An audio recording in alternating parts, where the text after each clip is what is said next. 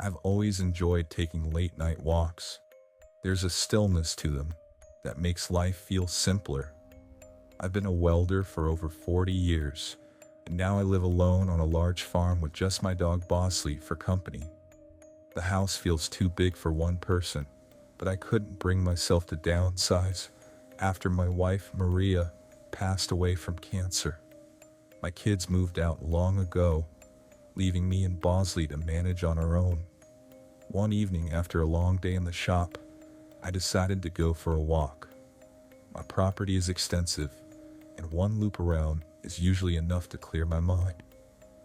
The cool air and Bosley trotting alongside me made for a peaceful routine. But that night, as I headed back toward the house, something caught my eye. I glanced up at the second-story window, the one from the bedroom Maria and I used to share, and for a split second, I thought I saw movement. I froze, staring up at the window. No one should have been there. I hadn't been in that room for years. The idea of someone breaking in filled me with anger. I rushed inside, heart pounding, and sprinted upstairs. The bedroom was exactly as I had left it, untouched and empty. I searched thoroughly, but found nothing. Feeling foolish, I tried to dismiss it as my imagination, but I couldn't shake the feeling that something or someone had been there. The next night, Bosley woke me up with a low growl. He's a reliable dog who never makes noise unless there's a reason. I sat up and listened. Then I heard creaking from upstairs, specifically from the room above mine. My mind immediately went to footsteps. Despite my growing anxiety, I decided against grabbing my hunting rifle, confident I could handle the situation on my own. Armed with just a flashlight, I investigated again, only to find the room unchanged. But the unease in the house was growing. The following night, I found the kitchen lights on when I came downstairs, even though I was sure I had turned them off. That was the breaking point. Someone was in my house. Panicking, I called the police. They came and conducted a thorough search, but found no evidence of an intruder. They assured me to call if anything happened again, though it was clear they didn't entirely believe me. Then came the worst night. Unable to sleep, I went upstairs to check the bedroom again, thinking it might ease my mind. When I opened the door, I was stunned to find Maria's clothes scattered all over the floor. I had packed them away after her death, and now they were everywhere. This wasn't random. And then I saw her. A woman was standing in the doorway, just staring at me. I couldn't make out her face, but I knew she wasn't Maria. She was too short. Terrified, I instinctively charged at her. She turned and bolted down the stairs and out the front door. By the time I made it outside, she was gone.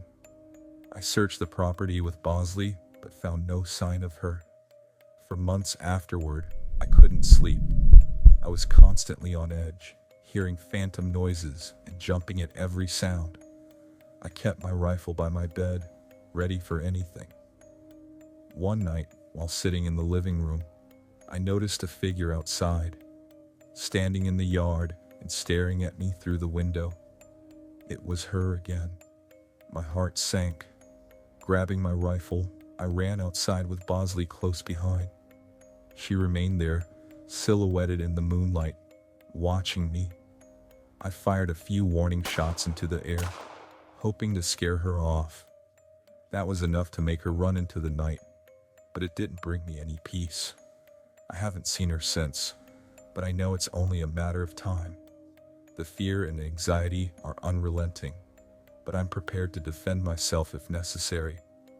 Bosley has been my only source of comfort through all of this. Without him, I don't know how I'd cope. If anything changes, I'll be sure to share an update.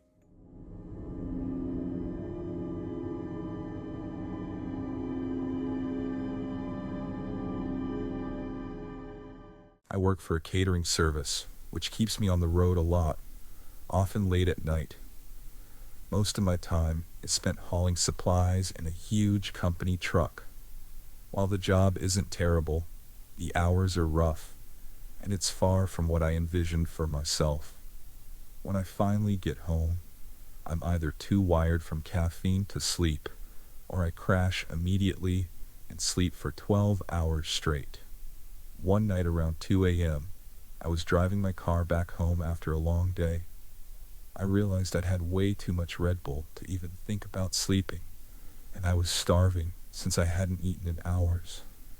A nearby McDonald's, about 10 minutes from my house, seemed like the perfect option for a late night snack. It's my go-to spot because it's always open and convenient. I'm not a fast food junkie, but sometimes nothing satisfies quite like a handful of fries. When I pulled into the drive-thru, there were a few cars ahead of me, which was unusual for that time of night. As I waited, I noticed a beat-up Volkswagen with tinted windows parked in a far corner of the lot. It seemed out of place since the McDonald's was only serving drive-thru orders, and the employee parking was on the other side. I assumed it was someone eating in their car, which I've done myself before, so I didn't think much of it. After getting my food, I decided I wasn't ready to go home, but didn't want to linger in the McDonald's lot either. I thought of the nearby nature preserve, a spot I hadn't visited in a while due to work. It's on a mountain and has a scenic lookout with a stunning view of the city. The nostalgia of hanging out there with high school friends drew me in, so I headed there to eat and relax. When I arrived, the gravel parking area was completely empty. As I was about to turn off my engine, headlights pulled in. To my unease, it was the same Volkswagen from McDonald's. I couldn't believe the odds. Had they followed me? Their car remained still, and after a few tense moments, I convinced myself I was overreacting. They were probably just here for fresh air or a smoke. Still unsettled, I FaceTimed a close friend, Sebastian, who lived nearby. Luckily, he was awake and agreed to join me. As I waited, I kept an eye on the Volkswagen. It didn't move, and I tried to shake off my paranoia. When Sebastian arrived, I felt much better. We decided to walk up to the lookout point. As we left the parking lot, I glanced back and saw the Volkswagen's 4 doors open simultaneously. 4 men got out, standing silently and glancing at one another. Alarmed, I nudged Sebastian, and we quickly moved out of sight. While Sebastian wasn't overly concerned, I couldn't ignore how strange it was. At the lookout, we tried to enjoy the view, eating and reminiscing, but soon, we heard voices and laughter approaching. 3 guys walked up, acting friendly and sharing a blunt. They offered us a hit, which we declined. Then I impulsively asked about their presence at McDonald's. The atmosphere shifted immediately. The guy with the blunt froze, narrowing his eyes. His friends followed suit, their expressions cold. That's when I remembered the Volkswagen had 4 men, not 3. One was missing. My heart raced, and I knew Sebastian was thinking the same. The leader revealed a McDonald's uniform under his hoodie, claiming he had just gotten off work and often came here to smoke with friends. While it explained their presence, something still felt wrong. As we decided to leave, Sebastian pointed into the trees. The missing man was partially hidden in the darkness, holding something I couldn't make out. The moment he noticed us looking, he started moving. We bolted down the path with the group chasing us. My heart pounded as their footsteps grew closer. We made it to our cars just in time and sped off, not daring to drive home in case we were followed. I called Sebastian, and we agreed to meet up elsewhere. Fortunately, it seemed we had lost them. The next day, we returned to McDonald's with a photo Sebastian had secretly taken of the group. We spoke to an employee who recognized the ringleader. He explained that the guy had been fired for stalking his ex-girlfriend, who used to work there. Despite a restraining order, He'd been camping in the parking lot, violating it repeatedly. Sebastian and I were horrified.